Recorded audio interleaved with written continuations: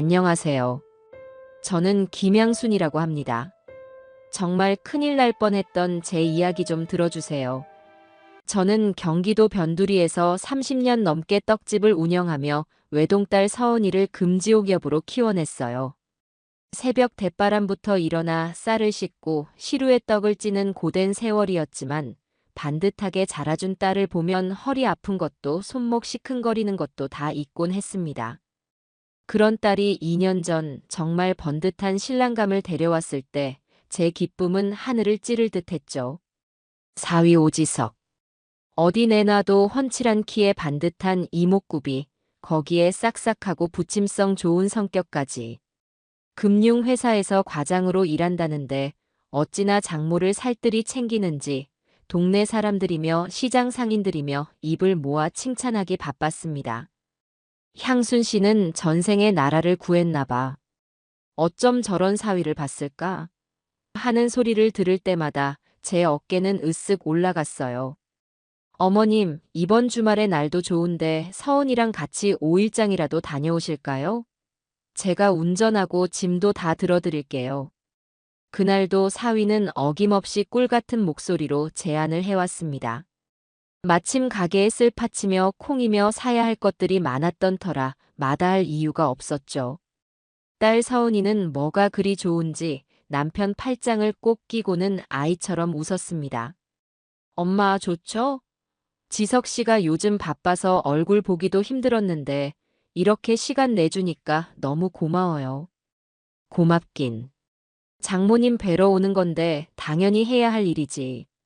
어머님, 서은이가 어머님 닮아서 이렇게 마음이 예쁜가 봅니다. 어쩜 말 한마디를 해도 저렇게 예쁘게 하는지. 저는 흐뭇한 미소를 감추지 못하고 고개를 끄덕였습니다. 사위가 모는 번쩍이는 차를 타고 시장으로 가는 내내 차 안에는 웃음꽃이 가시질 않았어요. 딸과 사위가 조잘조잘 나누는 대화를 듣고 있자니 고생했던 지난 날들이 눈 녹듯 사라지는 기분이었습니다. 제 인생에 드디어 쨍하고 해 뜰 날이 온 것만 같았죠.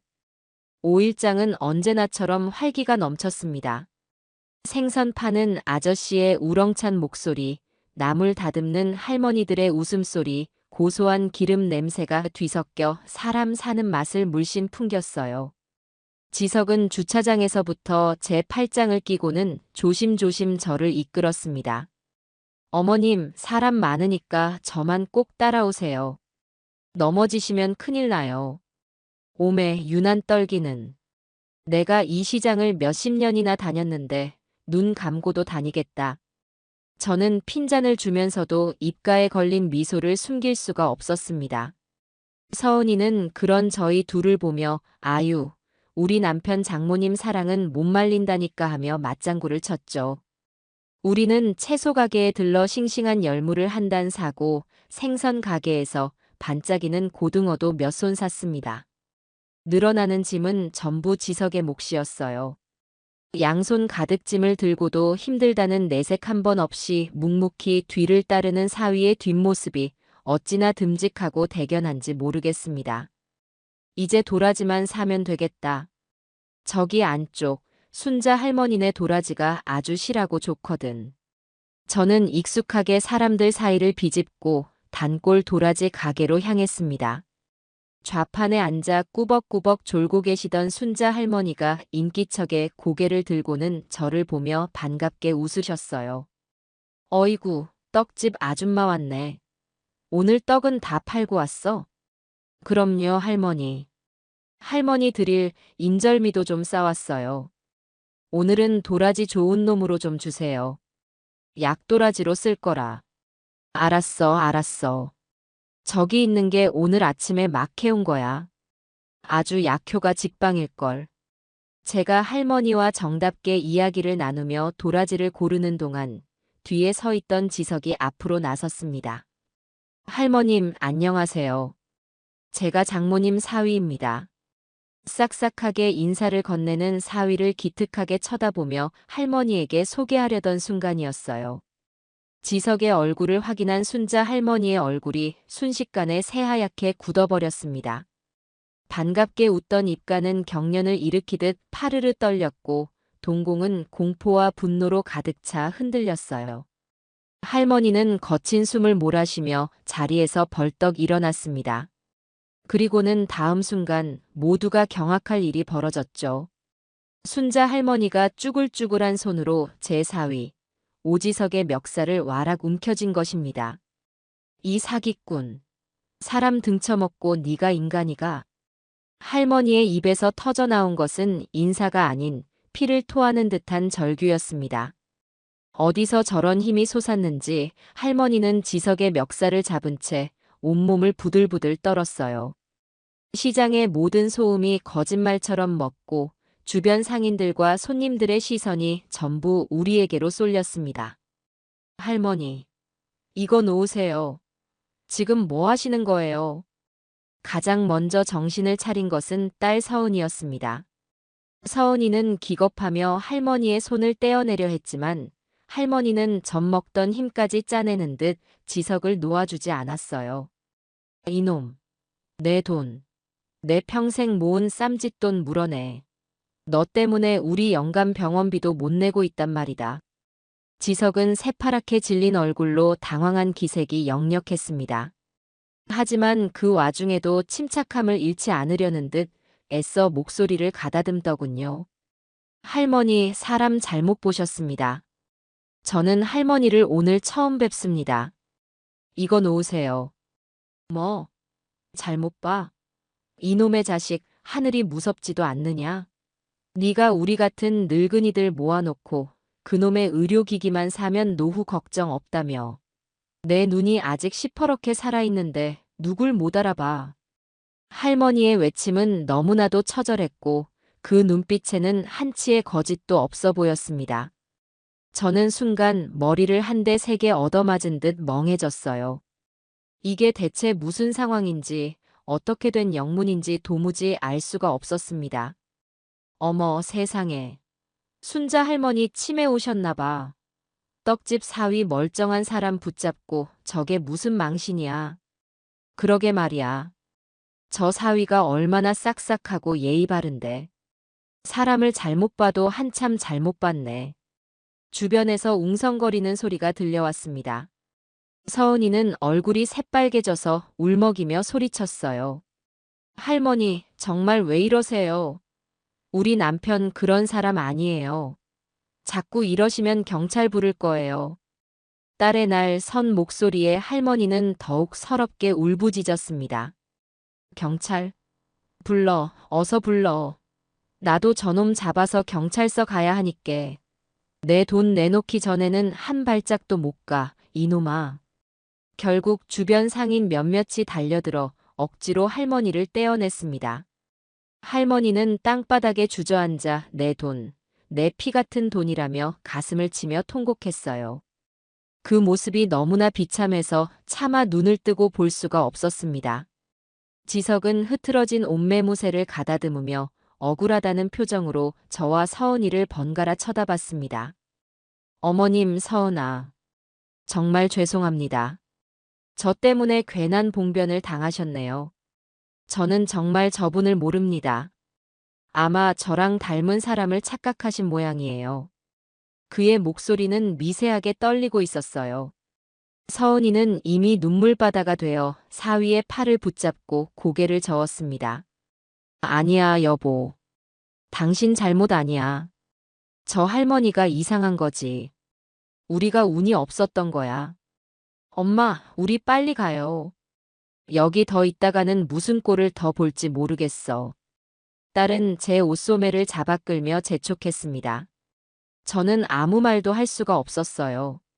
머릿속은 복잡하게 엉켜 실타래를 풀 수 없었고 심장은 불안하게 쿵쾅거렸습니다. 분명 제 사위는 그럴 사람이 아니라고 저 할머니가 오해한 것이라고 믿어야 했습니다. 하지만 제 눈은 다른 것을 보고 있었죠. 억울함을 호소하는 사위의 눈빛. 그 깊은 곳에서 아주 찰나의 순간 스쳐 지나간 그늘. 당황과 불안, 그리고 무언가를 감추려는 듯한 그 미세한 흔들림을 저는 놓치지 않았습니다. 평생을 사람 상대하는 장사를 해온 제 감이 무언가 단단히 잘못되었다고 비상벨을 울리고 있었어요. 우리는 결국 도라지도 사지 못한 채 도망치듯 시장을 빠져나왔습니다. 차에 오르는 내내, 그리고 집으로 돌아오는 내내 누구도 입을 열지 않았어요. 서은이는 간간히 흐느꼈고 지석은 굳은 표정으로 운전만 했습니다.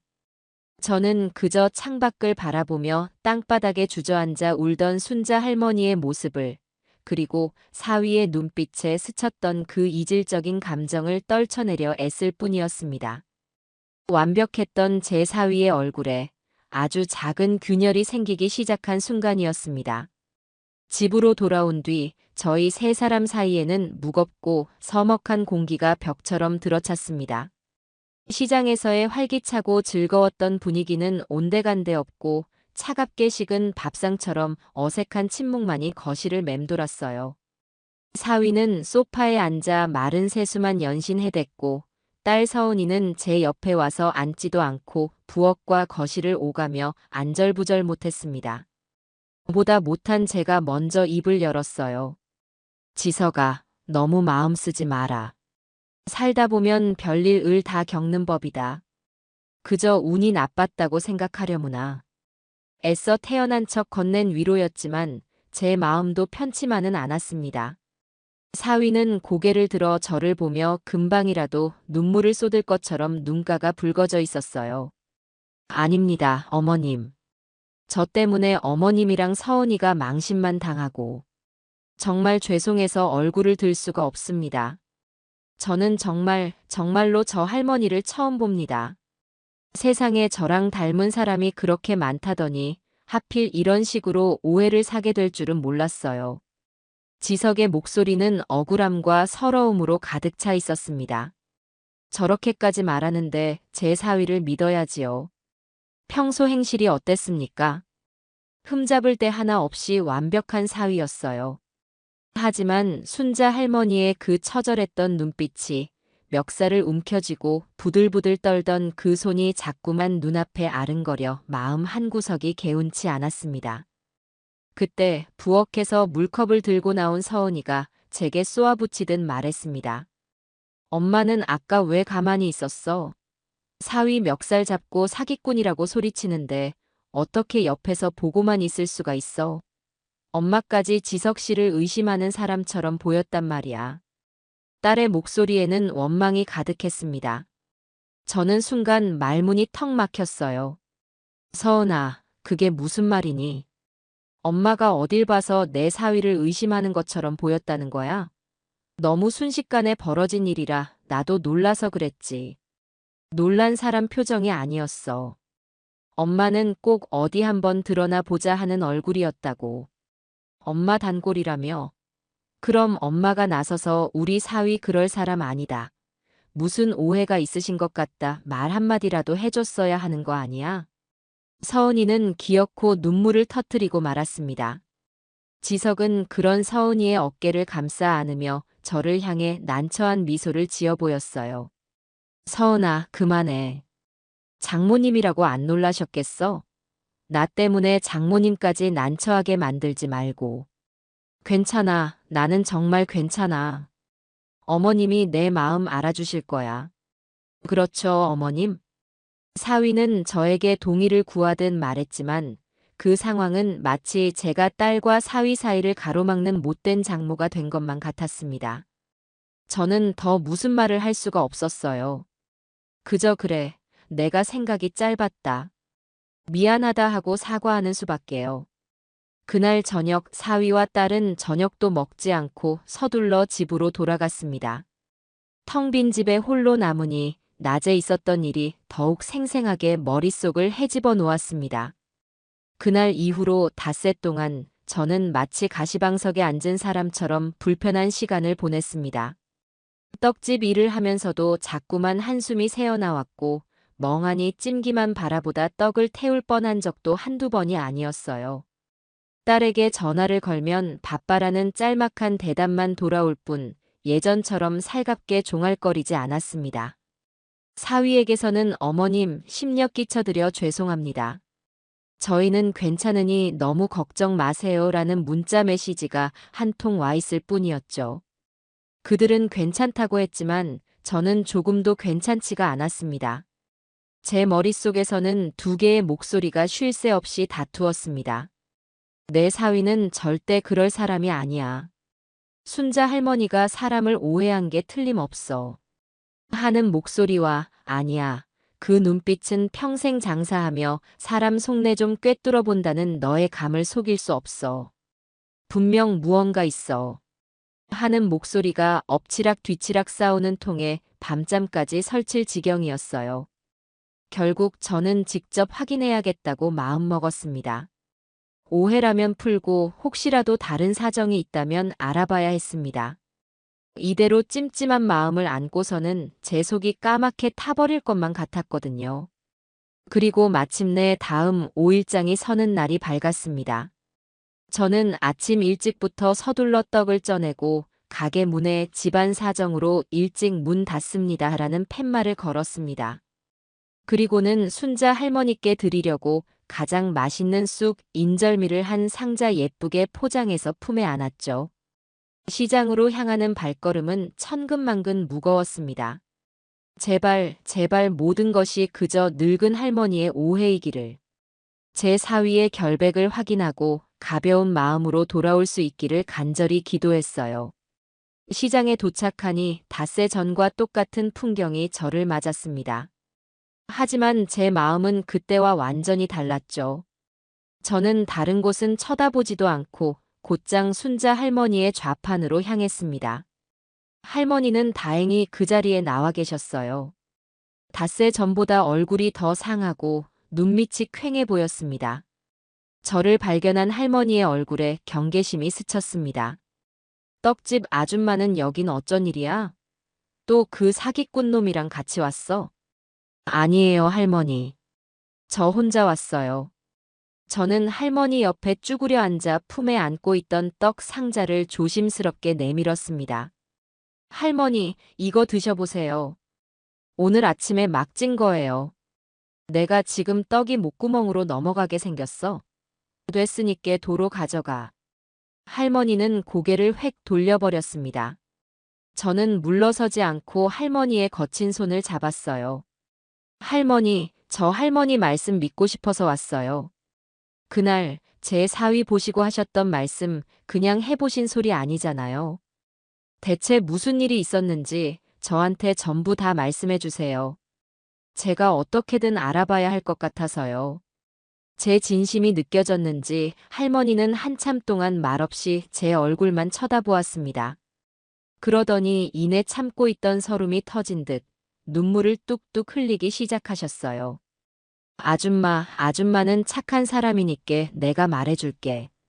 내가 저놈한테 어떻게 당했는지. 할머니의 이야기는 이랬습니다. 두어 달 전 지석이 박민준이라는 가명을 쓰며 할머니 같은 노인들에게 접근했다고 합니다. 자신을 미래의료과학연구소 소속 팀장이라고 소개하며 동네 경로당이나 노인복지관을 돌며 공짜로 건강 강의를 열었다고 해요. 처음에는 혈압도 재주고 건강 상담도 해주며 노인들의 환심을 샀답니다. 그렇게 몇 번 얼굴을 익히고 신뢰를 쌓은 뒤에 본색을 드러낸 것이죠. 그놈이 어찌나 말을 번지르르하게 잘하는지 다들 깜빡 넘어갔지 뭐야. 어르신들, 이제는 100세 시대입니다. 아프지 않고 건강하게 노후를 보내셔야 자식들한테 짐이 안 됩니다 하면서 지석은 미래형 양자 파동 의료기기라는 이름도 거창한 물건을 소개했다고 합니다. 그 기계를 집에 두기만 하면 온갖 병이 낫고 심지어 암까지 예방할 수 있는 신통방통한 물건이라고요. 가격은 한 대에 무려 500만 원. 노인들이 비싸다고 망설이자 그는 또 다른 달콤한 제안을 했다고 합니다. 이건 그냥 의료기기가 아닙니다, 어르신들. 이건 투자 상품입니다. 지금 이 기계를 사시면 저희 회사 주주로 등록이 되어서 매달 꼬박꼬박 연금처럼 배당금이 나옵니다. 1년만 지나면 원금은 물론이고 평생 병원 갈 일 없이 편안하게 사실 수 있습니다. 결국 할머니는 평생 남을 팔아모은 쌈짓돈, 돌아가신 영감님 병원비 하려고 모아두었던 돈 1,500만 원을 전부 그에게 주고 말았다고 합니다. 기계 세대를 산 셈이죠. 하지만 그가 약속했던 배당금은 첫 달에 5만 원이 들어온 것을 마지막으로 감감무소식이었고 그 신통방통한 의료기기라는 것은 고작 해야 찜질 기능밖에 없는 조잡한 플라스틱 상자일 뿐이었습니다. 내가 속았다는 걸 알고 그놈한테 전화를 하니까 없는 번호라고 나오고 사무실이라는 데 찾아가 보니께 웬 텅 빈 컨테이너 박스만 덩그러니 있더라 이 말이야. 그때 알았지. 내가 아주 제대로 당했구나. 할머니는 기가 막힌다는 듯 허공을 보며 허탈하게 웃었습니다. 저는 할머니의 이야기를 듣는 내내 온몸의 피가 차갑게 식는 것을 느꼈습니다. 혹시 계약서 같은 거라도 받으셨어요? 받았지. 종이 쪼가리 하나 주더만. 할머니는 좌판 밑에서 꼬깃꼬깃 접어둔 서류 한 장을 꺼내 제게 건넸습니다. 미래 라이프 투자 계약서라고 적힌 그 종이는 누가 봐도 허술하기 짝이 없었어요. 회사 주소는 있지도 않은 유령 주소였고 대표자 이름 자리에는 도장도 없이 박민준이라는 이름 석자만 날림으로 휘갈겨져 있었습니다. 그리고 그 필체는 제가 수없이 봐왔던 제 사위 오지석의 필체와 소름 끼치도록 똑같았습니다. 이게 그 의료기기라는 거예요? 제가 좌판 한쪽에 놓인 낡은 상자를 가리키자 할머니는 고개를 끄덕였습니다. 저는 상자를 열어보았습니다. 안에는 조잡한 플라스틱으로 만들어진 찜질기가 들어있었어요. 전원을 연결하는 부분은 헐거웠고 곳곳에 흠집까지 나 있었습니다. 이런 물건을 500만 원씩이나 주고 샀다니 기가 막혀 말이 나오지 않았습니다. 저는 주먹을 꽉 쥐었습니다. 손톱이 손바닥을 파고드는 아픔도 느껴지지 않았어요. 제 사위가 그 번듯하고 싹싹하던 내 사위가 이렇게 힘없고 약한 노인들의 피 같은 돈을 등쳐먹는 파렴치한 사기꾼이었다니. 믿을 수가 없었습니다. 아니, 믿고 싶지 않았습니다. 하지만 눈앞의 증거들이 순자 할머니의 피 맺힌 눈물이 모든 것을 말해주고 있었습니다. 저는 자리에서 일어났습니다. 그리고는 할머니의 손을 다시 한번 꾹 잡았어요. 할머니, 저 이대로 가만히 있지 않을 거예요. 할머니 돈, 제가 꼭 찾아드릴게요. 저만 믿으세요. 제 목소리는 분노로 가늘게 떨리고 있었습니다. 순자 할머니는 그저 눈물 고인 눈으로 제 얼굴만 하염없이 바라볼 뿐이었습니다. 저는 할머니께 떡 상자를 꼭 쥐어드리고는 뒤돌아섰습니다. 시장의 소란스러움이 아득하게 멀게만 느껴졌어요. 제 머릿속은 오직 한 가지 생각으로 가득 차 있었습니다. 오지석, 너는 절대 용서 못한다. 제 사위의 완벽했던 가면이 산산조각 나는 순간이었습니다. 이제부터는 전쟁이었습니다. 제 딸의 인생을, 그리고 더 많은 피해자들의 삶을 망가뜨린 그놈을 제 손으로 직접 심판대에 세우고야 말겠다고 저는 차가운 분노를 삼키며 굳게 다짐했습니다. 순자 할머니를 만나고 온 뒤 저는 며칠 밤낮을 뜬 눈으로 세웠습니다. 머릿속은 지옥처럼 들끓었고 심장은 배신감으로 얼음장처럼 차가워졌어요. 그 싹싹하던 얼굴 뒤에 그런 시커먼 속을 감추고 있었다니. 제 딸 서은이는, 제 순진한 딸은 저런 놈의 무엇이 좋다고 제 인생을 맡긴 걸까요? 가슴을 치고 통곡하고 싶은 심정이었지만 지금은 울고 있을 때가 아니었습니다. 정신을 똑바로 차려야 했어요. 우선 증거가 더 필요했습니다. 순자 할머니 한 분의 증언만으로는 그 교활한 놈을 옭아맬 수 없을지도 모릅니다. 할머니는 자신 말고도 피해자가 더 있다고 하셨어요. 저는 그분들을 찾아 나서기로 마음먹었습니다. 떡집 일은 잠시 이웃가게 동생에게 부탁하고 저는 매일 아침 집을 나섰습니다. 지석이, 아니 그 사기꾼 놈이 노인들을 노렸다는 점에 착안해 저는 동네 경로당과 노인복지관부터 샅샅이 뒤지기 시작했어요. 처음에는 다들 저를 경계하는 눈치였습니다. 웬 떡집 아줌마가 와서 투자니 의료기기니 하는 걸 묻고 다니니 또 다른 사기꾼인 줄 아는 게 당연했죠. 아주머니는 누군데 그런 걸 묻고 다녀. 요즘 세상이 흉흉해서 아무나 못 믿어. 썩 꺼져. 문전박대를 당하기 일쑤였지만 저는 포기하지 않았습니다. 다음 날에는 제가 직접 만든 약밥과 식혜를 잔뜩 싸들고 다시 찾아갔어요. 어르신들, 제가 사기치러 온 사람 아니에요. 저도 사기꾼한테 당한 사람이라 혹시나 해서 여쭤보러 온 겁니다. 이거 드시면서 제 이야기 좀 들어주세요. 제 간절한 호소와 따끈한 약밥에 어르신들의 경계심이 조금씩 허물어지기 시작했습니다. 저는 순자 할머니에게 들었던 미래 라이프와 박민준 팀장, 그리고 양자 파동 의료기기에 대해 조심스럽게 이야기를 꺼냈습니다. 그러자 여기저기서 탄식이 터져 나왔어요.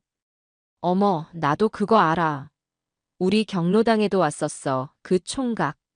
나는 돈 없다고 하니까 자식들한테 손 벌리기 싫지 않냐면서 얼마나 꼬드기던지.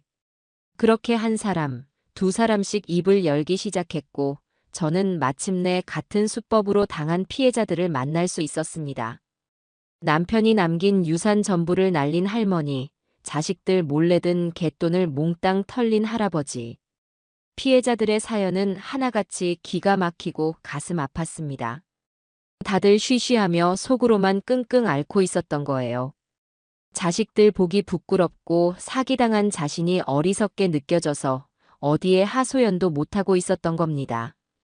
피해자들을 모아 이야기를 나누던 어느 날 오후 경로당 한쪽에서 조용히 장기를 두던 한 노신사가 제게 다가왔습니다. 반듯하게 빗어넘긴 은발에 날카로우면서도 깊은 눈매를 가진 분이셨죠. 아주머니, 잠깐 저 좀 봅시다. 저는 조용히 그분을 따라 경로당 밖 벤치로 나갔습니다. 그는 자신을 박영감이라고 소개했어요. 젊었을 때 오랫동안 형사로 일했다고 합니다. 아주머니 이야기를 쭉 들어보니 그놈 아주 상습범이구만. 수법이 전형적인 노인 대상 사기꾼이야. 그런데 아주머니는 어쩌다 이 일에 나서게 된 거예요? 저는 잠시 망설였습니다. 제 사위가 바로 그 사기꾼이라는 말을 차마 제 입으로 꺼내기가 쉽지 않았어요. 하지만 이대로는 안 된다는 생각에 저는 용기를 내어 모든 사실을 털어놓았습니다. 제 사위가 오지석이며 그놈이 바로 박민준 팀장이라는 사실을요. 제 이야기를 들은 박영감님은 혀를 차며 고개를 저었습니다. 세상에 등잔 밑이 어둡다더니. 아주머니 심정이 오죽하겠소. 하지만 오히려 잘된 일일지도 모르지. 적의 심장부에 우리 편이 있는 셈이니까. 네. 그게 무슨 말씀이세요? 그놈을 잡으려면 결정적인 증거가 필요해. 피해자들 진술만으로는 부족해. 그놈이 돈을 어디로 빼돌렸는지, 공범은 누구인지, 앞으로 또 어떤 사기를 계획하고 있는지, 그런 내부 정보가 있어야 그놈들 뿌리까지 뽑아버릴 수 있단 말이오. 박 영감님의 눈이 형사 시절처럼 날카롭게 빛났습니다.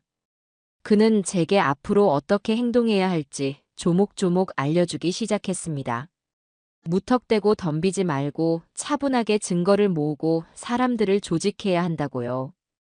그날 이후 박 영감님은 저의 가장 든든한 조력자가 되어주었습니다.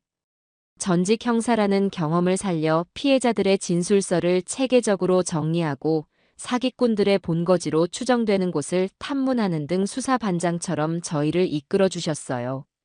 하지만 저희의 움직임을 그 교활한 놈이 눈치채지 못할 리 없었습니다. 어느 날 저녁 서은이에게서 전화가 걸려왔습니다. 목소리가 얼음장처럼 차가웠어요. 엄마, 지금 뭐하고 다니는 거야? 뭐라니? 나야 떡집에 있었지. 거짓말하지 마. 오늘 수님이 엄마한테 전화 왔었어. 엄마가 요즘 경로당만 쫓아다니면서 이상한 소문 퍼뜨리고 다닌다고. 지석 씨가 무슨 사기꾼이라도 되는 것처럼 사람들한테 캐묻고 다닌다며. 도대체 왜 그러는 거야, 정말. 순이미는 서은이의 고등학교 동창이었습니다. 순이미 어머니가 다니는 경로당에 제가 찾아갔던 모양입니다. 심장이 쿵 하고 내려앉는 것 같았어요. 서은아, 그게 아니라 엄마가 알아본 게 있는데. 뭘 알아봤는데? 엄마, 솔직히 말해봐. 아직도 그 시장 할머니 말 믿고 이러는 거지? 엄마가 내 행복을 질투해서 어떻게든 지석 씨 흠집 내서 우리 사이 갈라놓으려는 거잖아. 맞지? 딸의 입에서 질투라는 단어가 나오는 순간 저는 하늘이 무너지는 듯한 충격을 받았습니다. 제가 어떻게 키운 딸인데 제 평생을 바쳐 애지중지 키운 내 딸이 저를 이렇게까지 모욕할 수 있다니요. 김서은, 너 지금 말을 어떻게 그렇게 하니? 이 엄마가 너 행복하라고 얼마나 빌고 또 빌었는데 질투라니. 저도 모르게 언성이 높아졌습니다. 하지만 서은이는 조금도 물러서지 않았어요. 그럼 이게 뭔데? 멀쩡한 사람 사기꾼으로 몰고 다니는 게 엄마가 할 짓이야? 지석 씨가 얼마나 상처받았는지 알아? 나한테 그러더라. 장모님이 자기를 너무 미워하시는 것 같다고. 자기가 뭘 그렇게 잘못했는지 모르겠다고. 그 사람 어젯밤에 나 붙잡고 울었어. 엄마 때문에. 전화기 너머로 서은이의 흐느끼는 소리가 들려왔습니다. 저는 기가 막혀 아무 말도 할 수가 없었습니다. 그 악마 같은 놈이 제 딸 뒤에 숨어서 교묘하게 이간질을 하고 있는 게 빤히 보였습니다. 제 딸을 방패 삼아 저를 공격하고 제 입을 막으려는 속셈이었죠. 서은아, 제발 엄마 말 좀 믿어줘. 소서방, 너가 아는 그런 사람 아니야. 그 사람은. 됐어. 더는 듣고 싶지 않아. 엄마가 이성을 되찾을 때까지 나 엄마 안 볼 거야. 지석 씨한테도 연락하지 마. 그 사람 더 힘들게 하지 말라고. 전화는 그렇게 일방적으로 끊겼습니다. 저는 한동안 멍하니 수화기를 든 채 서 있어야 했어요. 사위놈은 이제 제 뒤를 밟으며 감시하기 시작할 겁니다. 제 행동은 더욱 조심스러워질 수밖에 없었어요. 딸과의 관계는 최악으로 치달았고 저는 이제 완벽하게 혼자가 되었습니다. 제 마음은 갈기갈기 찢어지는 것 같았습니다. 사위놈의 정체를 밝혀내려는 제 노력이 오히려 딸을 더 깊은 수렁으로 밀어넣고 있는 건 아닌지 모든 것을 그만두고 싶다는 약한 마음이 들기도 했어요. 하지만 그럴 때마다 순자 할머니의 눈물과 피해자, 어르신들의 억울한 얼굴이 떠올라 이를 악물게 되었습니다. 이 싸움은 단순히 돈을 되찾는 싸움이 아니었어요. 제 딸의 인생과 더 이상 생겨나서는 안 될 또 다른 피해자들을 위한 싸움이었습니다. 저는 이대로 딸을 포기할 수 없었습니다. 100마디 말보다 한 번의 증거가 더 확실할 거라 생각했어요. 저는 박 영감님과 함께 그동안 모은 자료들을 정리했습니다. 피해자들의 진술서 4본, 순자 할머니가 받았던 엉터리 계약서와 조잡한 의료기기 사진, 그리고 사기꾼 놈들이 사무실로 위장했던 텅 빈 컨테이너 박스 사진까지. 이것들을 보여주면 제 딸도 조금은 마음을 열지 않을까 하는 신락 같은 희망을 품었습니다. 며칠 뒤 저는 일부러 떡을 한 상자 만들어 서은이네 집으로 향했습니다. 초인종을 누르자 한참 만에 문이 열렸어요. 서은이는 저를 보고도 전혀 반가운 기색 없이 여긴 어쩐 일이야? 하고 퉁명스럽게 물었습니다. 네가 좋아하는 쑥떡 좀 만들었다. 얼굴도 볼 겸 겸사겸사 들렀지. 저는 애써 웃으며 집 안으로 들어섰습니다. 지석이 사기친 돈으로 꾸몄을 집은 번쩍이는 가구와 값비싼 가전제품들로 가득 차 있었어요. 그 모든 것들이 피해자들의 피눈물이라고 생각하니 속에서 천불이 났습니다. 지석이는 아직 안 들어왔니? 오늘 늦는데. 할 말 있으면 빨리 하고 가. 나 피곤해. 딸의 냉랭한 태도에 가슴이 아팠지만 저는 준비해온 서류 봉투를 꺼내 테이블 위에 올려놓았습니다. 서은아, 엄마가 너한테 꼭 보여줄 게 있어서 왔어. 딱 한 번만 엄마 말 믿고 이것 좀 봐주면 안 될까? 서은이는 서류 봉투를 거들떠보지도 않고 신경질적으로 머리를 쓸어 넘겼습니다. 또 그 얘기야? 나 정말 듣기 싫어. 엄마, 제발 좀 그만해. 한 번만 보라니까. 이걸 보고도 소서방이 결백한 사람이라고 말할 수 있는지 엄마는 네 눈으로 직접 확인했으면 좋겠어. 제 간절한 부탁에 서은이는 마지못해 봉투를 열었습니다. 그리고는 안에 서류들을 한 장 한 장 꺼내 보더군요. 저는 딸의 얼굴에서 변화가 나타나기를, 충격과 혼란, 그리고 마침내 진실을 깨닫는 표정을 읽을 수 있기를 숨죽이며 기다렸습니다. 하지만 서은이의 반응은 제 예상을 완전히 빗나갔어요. 서류를 다 본 서은이는 그것들을 테이블 위로 집어 던지듯 내려놓고는 저를 보며 차갑게 비웃었습니다. 엄마. 지금 이게 증거라고 가져온 거야? 이게 다 뭔데? 누가 썼는지도 모르는 글 몇 개랑 고물상에서나 찍었을 법한 사진 몇 장. 이걸로 뭘 증명하고 싶은 건데? 서은아, 그건. 엄마, 내가 바보인 줄 알아? 이런 건 얼마든지 꾸며낼 수 있는 거잖아. 엄마가 지석 씨를 미워하니까 어떻게든 흠을 잡아내려고 이런 짓까지 하는 거잖아. 서은이는 자리에서 벌떡 일어나 제게 소리치기 시작했습니다.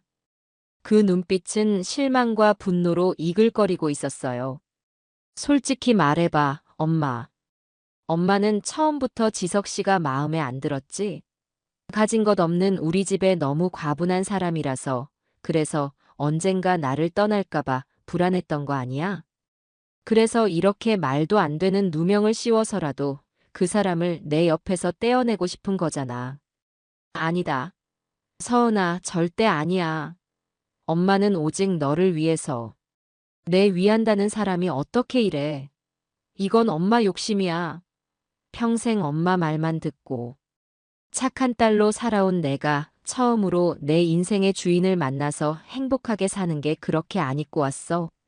엄마의 그늘에서 벗어나는 게 그렇게 싫었냐고. 딸의 입에서 쏟아져 나오는 비수 같은 말들에 저는 심장이 갈갈이 찢기는 것 같았습니다. 어떻게 제 마음을 이렇게까지 오해할 수 있을까요? 제 평생의 희생과 사랑이 한순간에 추악한 집착과 질투로 매도당하는 기분이었습니다. 눈물이 턱 밑까지 차올랐지만 저는 울지 않았습니다. 여기서 무너지면 안 됐으니까요. 그때 현관문 열리는 소리가 들리더니 지석이 들어왔습니다. 그는 거실의 험악한 분위기를 보고는 깜짝 놀란 표정을 지었어요. 어머님, 서은아, 이게 무슨 일이야? 왜 이렇게 시끄러워? 서은이는 지석을 보자마자 달려가 그의 품에 안겨 서럽게 울기 시작했습니다. 여보, 엄마가 또 이상한 종이들을 들고 와서 당신을 사기꾼이라고. 지석은 우는 서은이의 등을 토닥이며 저를 곤란하다는 듯 쳐다봤습니다. 그 얼굴에는 어머님, 제발 그만 좀 하시죠 하는 원망이 가득했어요. 그러더니 이내 인자한 사위의 가면을 다시 쓰고는 제게 다가왔습니다. 어머님, 제가 뭘 잘못했는지 모르겠지만 이렇게 서은이까지 힘들게 하지는 말아주십시오. 어머님이 저를 오해하시는 부분은 제가 앞으로 살면서 천천히 행동으로 보여드리겠습니다. 그러니 제발. 그 위선적인 모습에 구역질이 치밀어 올랐습니다. 하지만 저는 꾹 참고 놈의 다음 행동을 지켜봤어요. 놈은 잠시 머뭇거리더니 아주 교묘하고 자연스럽게 본색을 드러내기 시작했습니다. 사실 어머님, 제가 요즘 새로 시작하려는 사업이 하나 있습니다. 전망이 아주 좋은 아이템인데 초기 자본이 조금 부족해서요. 제가 능력이 좋으면 대출이라도 받겠지만 서은이 고생시키고 싶지 않아서 고민이 많았습니다. 그러면서 그는 저를 빤히 쳐다보며 말했습니다. 그래서 말인데 어머님. 괜찮으시다면 어머님 떡집을 담보로 사업 자금을 조금만 빌려주실 수 있을까요? 물론 그냥 빌리는 게 아닙니다. 사업이 성공하면 몇 배로 갚아드리고 매달 어머님 용돈도 두둑하게 챙겨드릴 겁니다. 이건 어머님께만 드리는 특별한 투자 제안입니다. 기가 막혔습니다. 지금 제게 사기를 치려고 수작을 부리고 있는 것이었습니다. 제 딸을 볼모로 잡고 제 전 재산이나 다름없는 떡집까지 삼키려는 저 악마 같은 놈의 속셈에 온몸이 부들부들 떨렸어요. 서은이는 눈을 동그랗게 뜨고 지석을 바라봤습니다. 여보, 정말이야? 그렇게 좋은 사업이야? 그럼. 내가 사랑하는 당신이랑 장모님 호강시켜 주려고 얼마나 고심해서 고른 건데. 장모님만 허락해 주시면 우리 다 같이 부자로 살 수 있어. 제 순진한 딸은 그 말을 듣고는 금세 얼굴이 환해져서 저를 돌아봤습니다. 엄마, 들었지? 지석 씨가 엄마 부자 만들어준대. 엄마도 이제 떡집 일 그만하고 편하게 살아야지. 응. 지석 씨 좀 도와주자. 저는 더 이상 그곳에 머무를 수가 없었습니다. 저 가증스러운 사기꾼과 그놈의 말에 놀아나는 어리석은 제 딸의 모습을 보고 있자니 숨이 막혀 죽을 것만 같았어요. 저는 아무 대답도 하지 않고 자리에서 일어났습니다. 엄마, 어디가? 대답은 하고 가야지. 뒤에서 저를 부르는 딸의 목소리를 애써 외면하며 저는 도망치듯 그 집을 빠져나왔습니다. 차가운 밤 공기가 폐부 깊숙이 파고들었습니다. 철저하게 혼자가 된 기분이었습니다. 세상에 내 편은 아무도 없는 것 같았어요. 하지만 그 깊은 절망감 속에서 오히려 뜨거운 분노가 용암처럼 솟구쳐 올랐습니다. 그래, 오지석. 어디 한번 해보자. 네가 내 딸을 방패 삼아 내 모든 걸 빼앗으려 한다면 나는 내 모든 걸 걸고 너의 실체를 세상에 드러내주겠다. 저는 비틀거리는 걸음을 바로잡고 어둠 속을 향해 똑바로 걸어갔습니다. 제 눈에서는 더 이상 눈물이 흐르지 않았습니다. 대신 제 심장은 복수를 향한 차가운 불꽃으로 활활 타오르고 있었습니다. 딸과의 관계가 파국으로 치닫고 사위놈이 제 떡집까지 노리고 있다는 사실을 확인한 뒤 저는 며칠간을 뜬 눈으로 보냈습니다. 깊은 절망감이 온몸을 짓눌렀어요. 제 평생을 바쳐 이룬 떡집, 제 인생 그 자체인 가게를 담보로 사기를 치려 하다니. 그놈의 탐욕은 끝이 없었고 제 딸은 그 탐욕의 가장 강력한 무기가 되어 저를 겨누고 있었습니다. 박 영감님과 다른 피해자, 어르신들을 만나는 것 외에는 저는 가게 깊숙한 방에 틀어박혀 한숨만 내쉴 뿐이었죠. 이러다 정말 내 모든 것을 잃고 길거리에 나앉는 것은 아닌가. 내 딸은 저 악마의 소나기에서 영영 빠져나오지 못하는 것은 아닌가 하는 끔찍한 생각들이 독버섯처럼 피어올랐습니다. 하지만 하늘이 무너져도 솟아날 구멍은 있다고 했던가요? 그 구멍은 가장 예상치 못한 곳에서 가장 믿었던 사람을 통해 열리기 시작했습니다. 그날은 유난히 몸과 마음이 지쳐 해가 지기도 전에 가게 문을 닫으려던 참이었습니다. 셔터를 반쯤 내렸을 때 전화벨이 요란하게 울렸어요. 발신자 번호를 보니 제 오랜 친구 영자였습니다.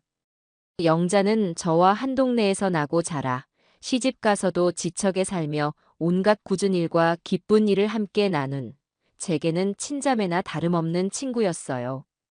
여보세요, 향순이구나. 영자야. 웬일이야, 이 시간에?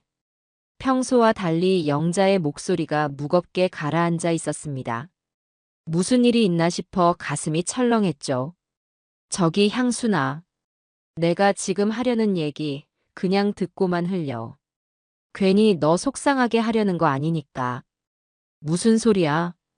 말을 해봐야 알지. 뭔데 그래?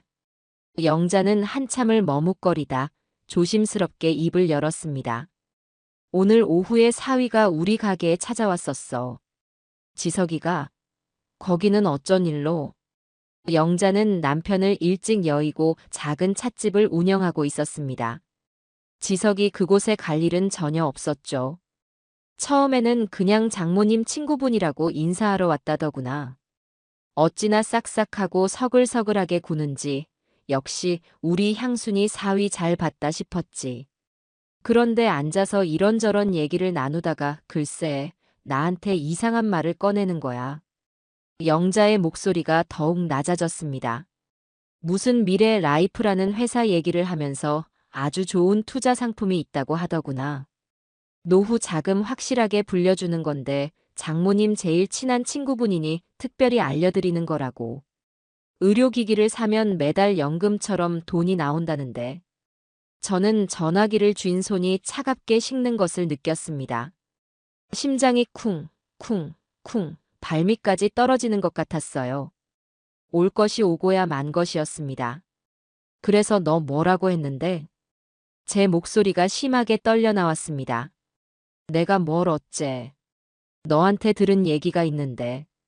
시장 순자 할머니 얘기도 그렇고 너 요즘 경로당 다니면서 알아보고 다닌다는 소문도 내가 들은 게 있는데. 그래서 내가 짐짓 모르는 척하고 물었지. 아이고 사위 양반. 그런 좋은 게 있으면 장모님 먼저 챙겨드려야지 왜 나한테 알려줘? 하고. 그랬더니 그놈이 뭐라고 하던. 장모님은 워낙 의심이 많으셔서 이런 신기술을 잘 못 믿으신데. 그래서 자기가 먼저 성공해서 보여드리려고 자금을 모으는 중이라고 하더구나. 나보고 딱 1,000만 원만 투자를 하래. 1년 안에 2배로 불려주겠다고 큰 소리를 떵떵 치면서 말이야. 기가 막혀서 말이 나오지 않았습니다. 제 친구에게까지 마술을 뻗친 것이었습니다. 제가 의심이 많아서 투자를 안 한다는 말로 저와 친구 사이까지 이간질하려 했던 그 교활함에 치가 떨렸어요. 향순아, 나 정말 깜짝 놀랐어. 네가 왜 그렇게 속을 끓였는지 알겠더라. 저렇게 선하게 생긴 젊은 사람이 어떻게 눈 하나 깜짝 안 하고. 아무튼 나는 장사해야 한다고 핑계대고 돌려보냈으니까 걱정하지 마. 너한테는 꼭 알려줘야 할 것 같아서 전화했어. 조심해, 향순아. 저거 보통 내기가 아니야. 그래, 영자야, 고맙다. 정말 고마워. 나한테 알려줘서. 전화를 끊고 나서 저는 한동안 그 자리에 못 박힌 듯 서 있었습니다. 분노와 함께 서러운 눈물이 쏟아졌어요. 하지만 그 눈물은 절망의 눈물이 아니었습니다. 이제 확실한 증인이 생겼다는 안도감, 그리고 혼자가 아니라는 사실에서 오는 뜨거운 눈물이었습니다. 그런데 바로 그 순간이었습니다. 등 뒤에서 와장창 하고 무언가 깨지는 소리가 들렸어요. 깜짝 놀라 돌아보니 가게 안쪽 살림방 문 앞에 딸 서은이가 서 있었습니다. 딸의 발밑에는 바닥에 떨어져 산산조각 난 컵의 파편들이 흩어져 있었고 딸의 얼굴은 귀신이라도 본 사람처럼 새하얗게 질려 있었습니다. 서은아, 너 언제부터 거기? 서은이는 넋이 나간 사람처럼 멍하니 저와 제 손에 들린 전화기를 번갈아 쳐다봤습니다. 아마 제가 가게 문을 닫은 것을 보고 무슨 일인가 싶어 뒷문으로 들어왔던 모양입니다. 그리고 제가 영자와 나누는 통화 내용을 전부 들어버린 것이었죠. 엄마 방금 전화한 사람, 영자 이모 맞지? 딸의 목소리는 물기에 젖어 가늘게 떨리고 있었습니다. 지석 씨가 영자 이모한테 투자를 하라고 했다고? 의료기기 연금. 그 얘기 정말이야? 저는 아무 말 없이 고개만 끄덕였습니다. 서은이의 동공가 심하게 흔들리기 시작했습니다. 그동안 남편의 말을 철석같이 믿으며 쌓아 올렸던 견고한 성벽에 처음으로 커다란 균열이 생기는 순간을 저는 똑똑히 목격했습니다. 시장 할머니의 절규도 제가 내밀었던 증거들도 외면했던 딸이었습니다. 하지만 자신의 귀로 직접 들은 엄마의 가장 친한 친구 이름이 거론되는 사기 행각 이야기는 더 이상 부정할 수 없는 충격적인 현실이었던 겁니다. 아니야, 아닐 거야. 무슨 오해가 있었을 거야. 지석 씨가 그럴 리가 없어. 서은이는 그렇게 중얼거리며 뒷걸음질 치더니 그대로 가게를 뛰쳐나가 버렸습니다. 저는 차마 딸을 붙잡지 못했습니다. 지금 딸에게는 스스로 생각하고 스스로 진실을 마주할 시간이 필요하다는 것을 알았기 때문입니다. 부디 제발 제 딸이 어리석은 믿음에서 깨어나 현실을 직시하기를 간절히 기도할 뿐이었습니다. 그날 이후 서은이는 며칠 동안 제게 연락하지 않았습니다. 저 역시 섣불리 연락해서 딸의 마음을 다그치고 싶지 않았어요. 속은 까맣게 타들어갔지만 묵묵히 기다렸습니다. 그리고 사흘 뒤 늦은 밤이었습니다. 가게 정리를 거의 마쳤을 무렵 서은이가 유령처럼 가게 안으로 들어섰습니다. 며칠 못 본 사이 딸의 얼굴은 반쪽이 되어 있었어요. 눈은 퀭했고 입술은 바싹 말라 있었습니다. 제 딸은 아무 말 없이 제 앞에 서더니 불쑥 핸드폰을 내밀었습니다. 엄마 이거 들어봐. 서은이는 핸드폰의 재생 버튼을 눌렀습니다. 그러자 핸드폰에서 익숙한 목소리가 흘러나왔습니다. 제4위, 오지석의 목소리였습니다. 아마도 공범과 통화를 하는 내용인 듯 했습니다. 아, 김 사장. 나야, 박 팀장. 오늘 실적은 좀 어땠어? 에이, 말도 마. 요즘 영감들, 할망구들 야가 빠져서 예전 같지가 않아. 겨우 찜질기 하나 팔았다. 그러게 말이야. 나도 오늘 하나 낚을 뻔하다가 놓쳤잖아. 우리 장모 친구라는데 영 낌새가 이상해서 그냥 물러났어. 건드렸다가는 장모한테 바로 얘기 들어갈 것 같더라고. 아, 진짜 그 놓친 내만 없었으면 지금쯤 노인네들 쌈짓돈은 다 우리 건데 말이야. 아주 왼수야, 왼수. 저는 숨을 죽였습니다. 이어지는 지석의 목소리는 경악, 그 자체였습니다. 걱정 마. 큰 거 한 건 터트릴 거 곧 준비 중이니까. 그리고 우리 마누라는 아직도 내가 세상에서 제일 잘난 놈인 줄 알아. 내가 무슨 말을 해도 다 믿으니까 장모만 잘 구슬리면 떡집 담보 잡는 건 시간 문제야. 노인네들 등쳐먹는 건 식은 죽 먹기라니까. 순진하고 멍청해서 속이기가 얼마나 쉬운데. 크크크. 녹음 파일은 거기서 끝났습니다. 저는 온몸의 피가 거꾸로 솟는 것 같았어요. 제 딸을 멍청하다고 말하며 비웃는 저 목소리. 노인들을 등쳐먹기 쉽다며 낄낄대는 저 악마의 웃음소리. 고개를 들어 딸을 바라보았습니다. 서은이는 온몸을 사시나무 떨듯 떨며 소리 없는 눈물을 비처럼 쏟아내고 있었습니다. 그동안 남편을 맹목적으로 믿어왔던 자신의 어리석음에 대한 회한, 배신감, 그리고 엄마에 대한 미안함이 뒤섞인 처절한 눈물이었습니다.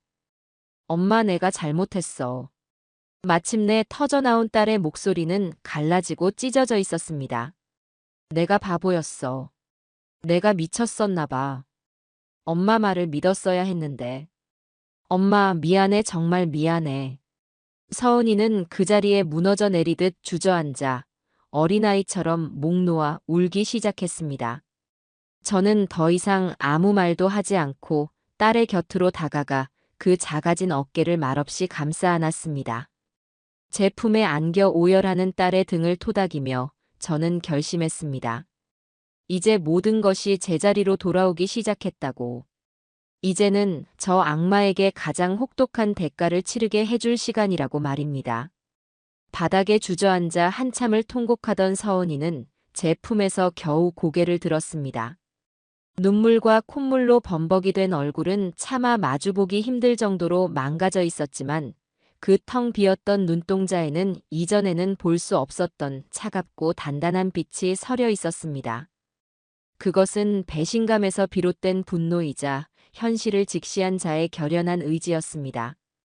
엄마 나 이제 어떻게 해야 해?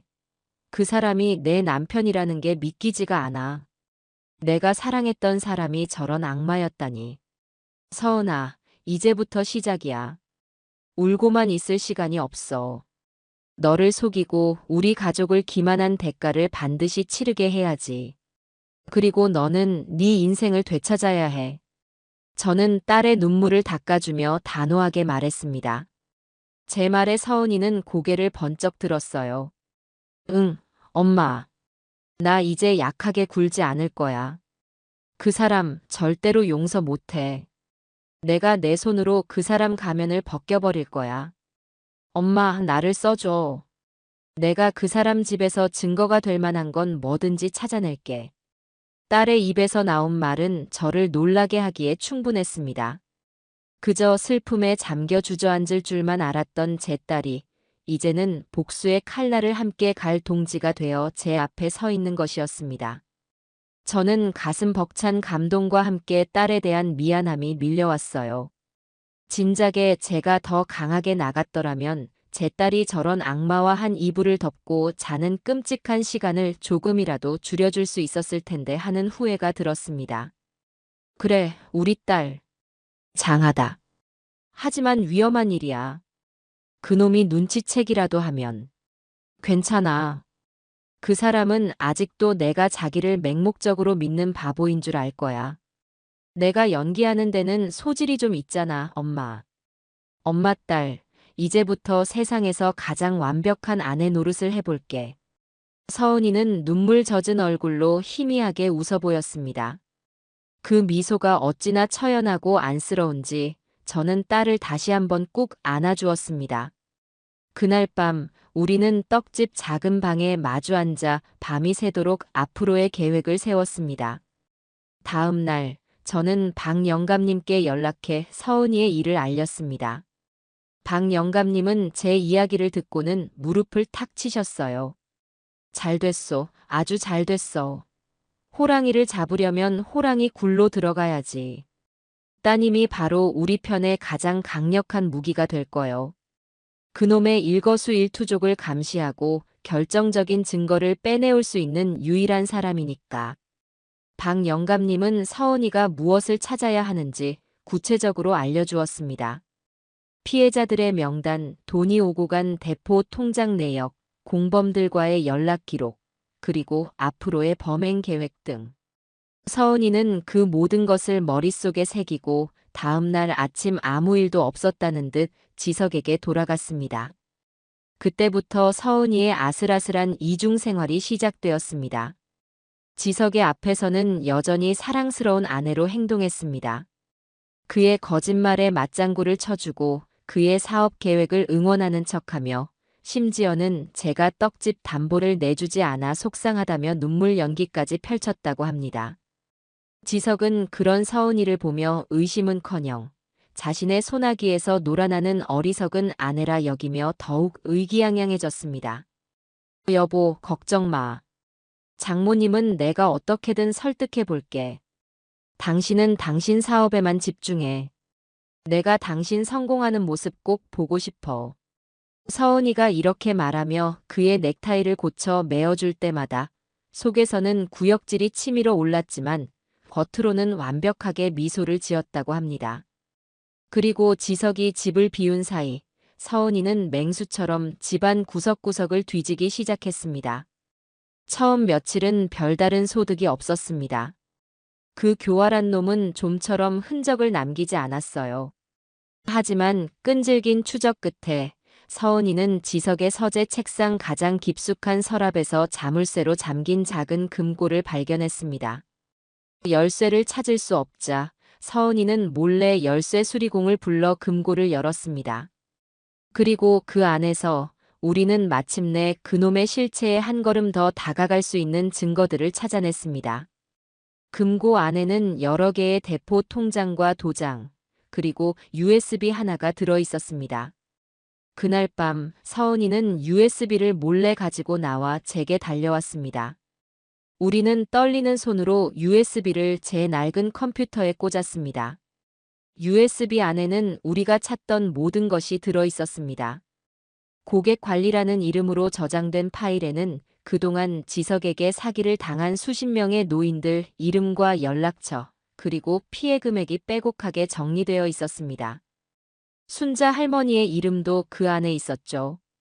피해 금액 총액은 저희가 상상했던 것보다 훨씬 큰 수억 원에 달했습니다. 사업 계획이라는 파일에는 앞으로 그가 벌일 더 큰 사기 계획들이 담겨 있었습니다. 전국을 돌며 실버타운 분양 사업을 하겠다며 노인들의 노후 자금을 통째로 가로챌 심산이었습니다. 그리고 가장 충격적인 것은 탈출 계획이라는 이름의 파일이었습니다. 그 파일 안에는 한 달 뒤 날짜로 예약된 동남아행 편도 비행기표 예매 내역과 해외 은행 계좌 개설 정보, 그리고 현지 생활에 대한 정보들이 들어 있었습니다. 놈은 마지막으로 크게 한탕하고 모든 돈을 챙겨 해외로 도망갈 계획을 아주 치밀하게 세우고 있었던 겁니다. 서은이와 저는 그 파일을 보고 온몸에 피가 식는 것을 느꼈습니다. 우리에게 남은 시간이 별로 없다는 뜻이었으니까요. 엄마, 이 사람, 나를 버리고 혼자 도망갈 생각이었어. 서은이는 허탈하게 중얼거렸습니다. 그동안 일말의 미련이라도 남아있었다면 이 순간 완벽하게 사라졌을 겁니다. 남편에 대한 마지막 정마저 배신감으로 변해버린 딸의 눈에는 이제 오직 차가운 분노만이 이글거리고 있었습니다. 우리는 USB 안에 모든 파일을 복사했습니다. 서은이는 다음날 새벽 아무도 모르게 다시 집에 들어가 금고 안에 USB를 되돌려 놓았습니다. 이제 모든 증거는 우리 손에 들어왔습니다. 남은 것은 저 악마가 스스로 파놓은 함정에 제 발로 걸어 들어오게 만드는 것뿐이었습니다. 저는 박 영감님과 다른 피해자, 어르신들께 이 사실을 알렸습니다. 모두가 분노했지만 동시에 드디어 끝이 보인다는 희망에 부풀었습니다. 우리는 지석의 탈출 계획이 실행되기 전에 그가 마지막 한탕을 위해 벌일 사업 설명회에서 모든 것을 끝내기로 계획을 세웠습니다. 제 딸 서은이는 그 복수의 무대에서 가장 중요한 역할을 맡게 될 것이었습니다. 저는 제 딸이 걱정스러우면서도 한편으로는 대견하고 자랑스러웠습니다. 상처 입은 아기 새 같던 제 딸이 이제는 악마를 심판할 칼을 든 여전사로 다시 태어난 것이었으니까요. 결전의 날은 생각보다 빨리 다가왔습니다.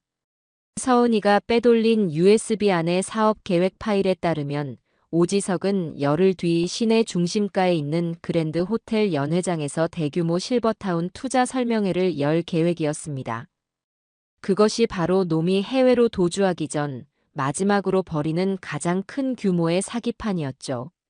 저희는 그곳을 놈의 화려한 범죄 행각을 마감할 심판의 무대로 만들기로 했습니다. 남은 시간은 열흘. 저희는 총각을 다투며 바쁘게 움직이기 시작했습니다.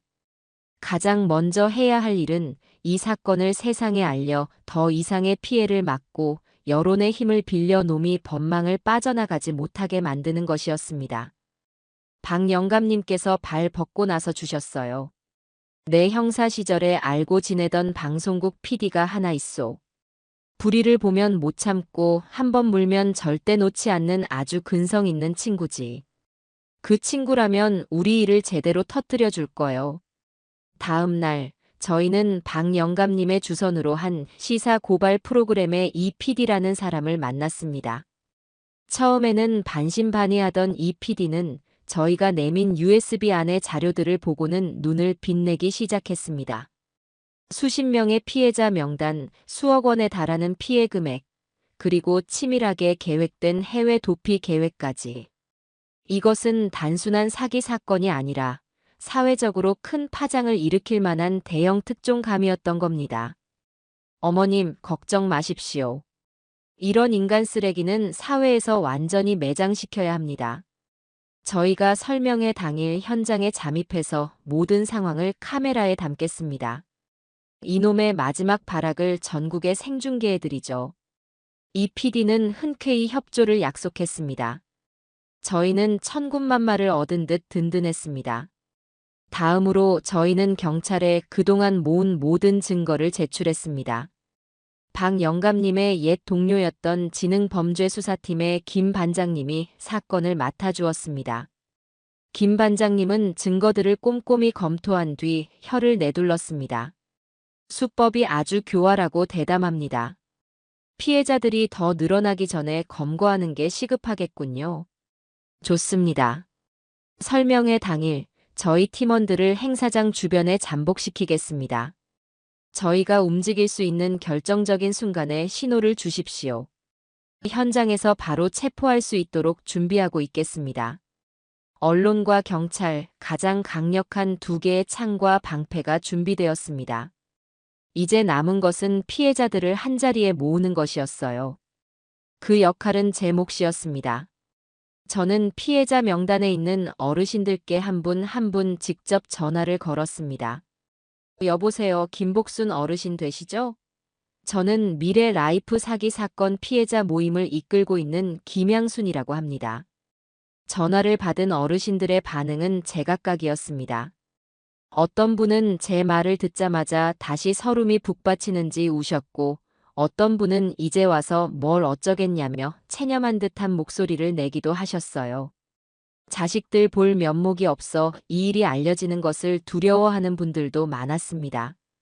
저는 그분들을 한 분 한 분 설득하기 시작했습니다. 어르신, 우리가 숨으면 저놈들은 더 신나서 날뛸 겁니다. 우리가 당한 건 부끄러운 일이 아니에요. 나쁜 놈들에게 속은 죄밖에 없습니다. 이번이 저놈을 잡을 마지막 기회입니다. 우리가 힘을 합쳐서 목소리를 내야 합니다. 그래야 잃어버린 돈도 찾을 희망이 생기고 우리 같은 억울한 피해자가 또 생기는 걸 막을 수 있습니다. 제 진심 어린 호소에 어르신들의 마음이 조금씩 움직이기 시작했습니다. 떡집 아줌마 말이 맞아. 이대로 그냥 덮을 수는 없지. 내 평생 모은 돈인데 그놈이 발 뻗고 자는 꼴은 못 보지. 나도 가겠소. 저는 설명의 날짜와 장소를 알리고 그날 모두 한마음으로 모여달라고 간곡히 부탁했습니다.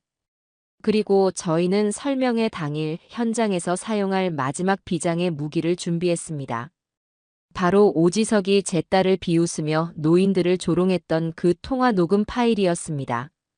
이 PD와 협의하여 연 회장의 음향 장비를 통해 그 파일이 가장 결정적인 순간에 울려 퍼지도록 손을 써두기로 했죠. 설명회 전날 밤, 저는 서은이와 함께 떡집에 마주 앉아 늦은 저녁을 먹었습니다. 내일이면 모든 것이 끝난다는 생각에 딸의 얼굴에는 긴장감이 역력했습니다. 엄마, 나 잘할 수 있을까? 막상 내일이 되니까 너무 떨려. 그 사람 얼굴을 마주할 자신이 없어. 서은아, 엄마 봐. 너는 혼자가 아니야. 엄마가 있고 박 영감님이 있고 수많은 피해자 할머니, 할아버지들이 네 뒤에 있어. 너는 세상에서 가장 억울한 사람들의 목소리를 대신 내주는 거야. 그러니 두려워하지 마. 너는 세상에서 가장 강하고 용감한 딸이야. 저는 딸의 손을 꼭 잡아주었습니다. 제 손에서 전해지는 온기에 서은이는 조금은 안심이 되는 듯 고개를 끄덕였습니다. 응, 엄마. 나 잘할게. 꼭 해낼 거야. 그날 밤, 저희는 뜬 눈으로 밤을 새웠습니다.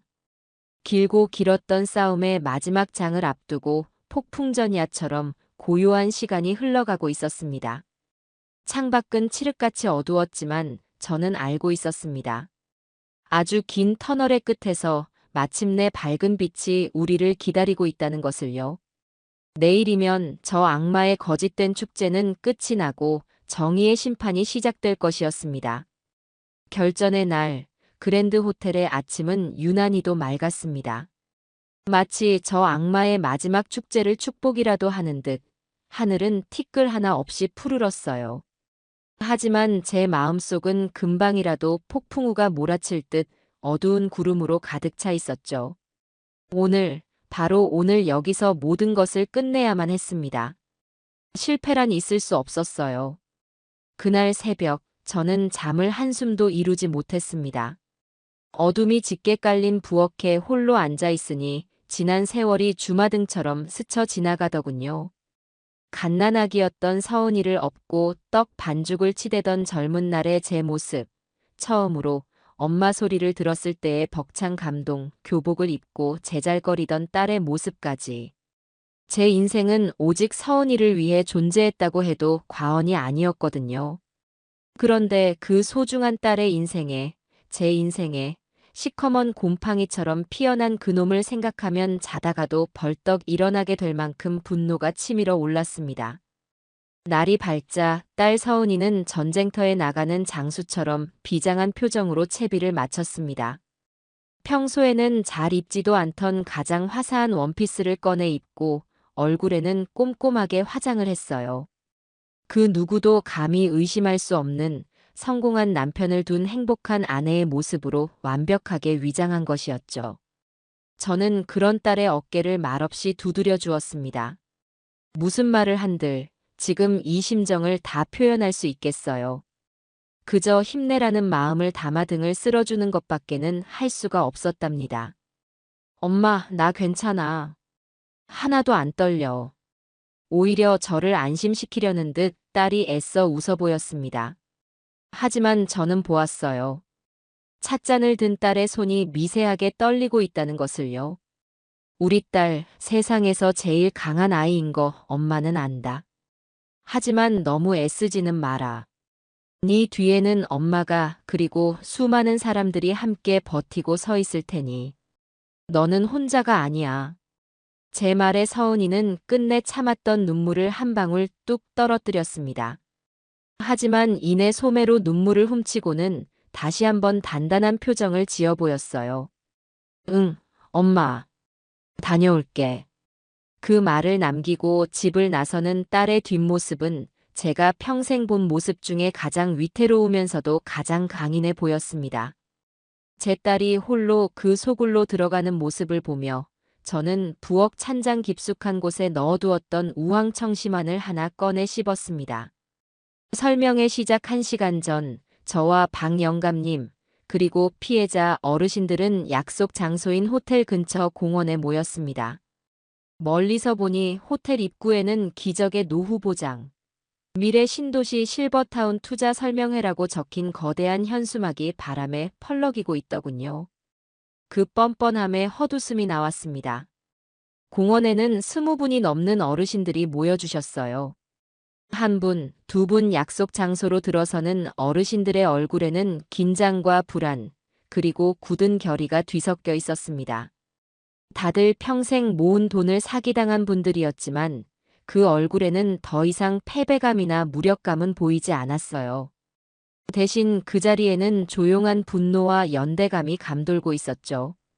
박 영감님께서 저희 앞에 서서 마지막으로 계획을 점검했습니다. 목소리에는 전직 형사의 관록이 묻어났어요. 여러분 두려워하실 것 없습니다. 우리는 피해자이고 저놈들은 가해자입니다. 우리는 오늘 억울함을 세상에 알리러 가는 겁니다. 잠시 후 제 신호에 맞춰 다 같이 저 호텔 연회장으로 들어갈 겁니다. 방송국 카메라도 함께 들어갈 것이고 사복 경찰들도 주변에 모두 배치되어 있습니다. 저놈이 우리를 보고 당황해서 무슨 말을 하든 절대 동요하지 마십시오. 그저 침착하게 저놈의 가면이 벗겨지는 것을 지켜보면 됩니다. 우리가 할 일은 우리의 존재만으로 저놈의 거짓된 축제를 끝장내는 것입니다. 아시겠습니까? 네. 어르신들의 목소리는 작았지만 그 안에 담긴 힘은 결코 작지 않았습니다. 저희는 서로의 얼굴을 마주보며 말없는 격려를 나누었습니다. 그때 제 핸드폰이 짧게 진동했습니다. 서은이에게서 온 문자 메시지였어요. 엄마. 연회장에 사람들 거의 다 찼어. 초대 손님만 200명은 되는 것 같아. 분위기가 아주 좋아. 다들 금방이라도 계약서에 도장 찍을 기세야. 그 사람 무대 뒤에서 싱글벙글 웃으며 연설 연습 중이야. 곧 시작할 것 같아. 저는 짧게 알았다. 너도 마음 단단히 먹어라라고 답장을 보냈습니다. 심장이 터질 것처럼 미친 듯이 뛰기 시작했어요. 얼마 지나지 않아 박 영감님의 핸드폰으로 방송국의 이 PD에게서 연락이 왔습니다. 잠입시킨 카메라맨이 자리를 잡았고 설명회가 막 시작되었다는 신호였죠. 저희는 모두 자리에서 일어나 호텔을 향해 천천히 발걸음을 옮기기 시작했습니다. 20명이 넘는 노인들의 조용한 행진. 누군가는 지팡이에 의지하고 누군가는 옆 사람의 부축을 받으며 걷는 그 행렬은 어쩌면 정의를 향한 마지막 순례처럼 보였답니다. 호텔 로비는 저희 같은 행색의 노인들이 들어서기에는 너무나 화려하고 낯선 공간이었습니다. 대리석 바닥은 거울처럼 반짝였고 천장에는 거대한 샹들리에가 눈부신 빛을 쏟아내고 있었죠. 고급 향수 냄새와 은은한 클래식 음악이 흐르는 그곳에서 저희의 남루한 옷차림은 유독 도드라져 보였습니다. 하지만 저희는 누구 하나 위축되지 않고 당당하게 연회장을 향해 걸어갔습니다.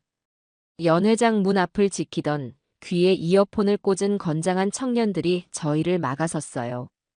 어르신들, 여긴 어떻게 오셨습니까? 초청장 없이는 들어가실 수 없습니다. 박 영감님께서 그들 앞으로 나서며 낮은 목소리로 말했습니다. 그 목소리에는 사람을 압도하는 힘이 있었어요.